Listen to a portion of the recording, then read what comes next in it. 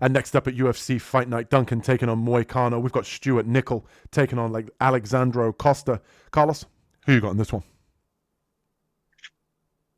On this one, I'm going to take Costa to get this one done.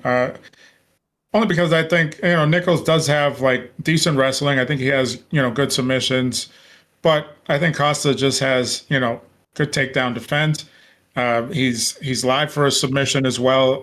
He's one of those guys that he can hurt you on the feet and he can like club and sub you. Like once you're hurt, he can come and finish you off with a submission at the end. I don't think Nichols can keep Costa down, even if he does get him down. And if he does get him down, I just feel that, Costa could probably reverse position pretty easy, get a good sweep. Um, I do feel that, like Urseg and Albazi, they had a hard time keeping Costa down on his back pretty much. So like how is Nicoll going to be able to do that? I think Costa's going to be the more aggressive guy. I think he's going to throw. He doesn't just throw one strike at a time. He does throw a couple shots at a time. And I just feel that pressure is probably going to make Nichols start to fall apart because he does throw hard at the same time. I just feel the pressure, the force will force Nichols to probably shoot when he doesn't want to. And, at that point, Costa's going to see it coming. He's going to be able to stuff it, probably scramble, get to a better position, and just beat him up from there or beat him up on the feet. So Costa to get it done.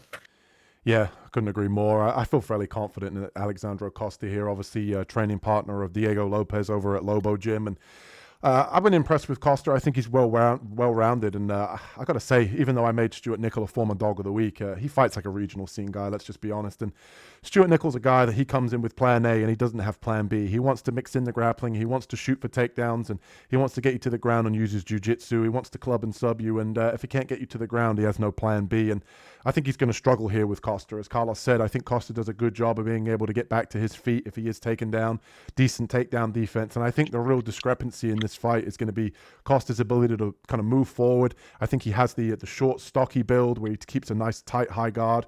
And he doesn't necessarily throw in combinations, but the shots he does throw one at a time are with power, with intent to kind of, do damage and land big shots on his opponent. And I think with Stewart Nicoll, he's a guy that, when it comes to the feet, he's really, on the striking, he is kind of just pitter-pattering. He's a guy that wants to be able to take you down. And if he can't, he's not landing damaging shots in those transitions. And when he shoots in for takedowns and he's kind of got you in a compromised position, he's not looking to do damage. And I think with Costa, he is going to be able to capitalize on his jiu-jitsu. He is a black belt himself. And I think with Nicoll, he's not going to be able to control Costa for long periods of this fight. And we saw in the Jesus Aguilar fight that Nicoll leaves his neck out there, and he is, kind of leaving himself exposed for submissions that I think Costa can capitalize on.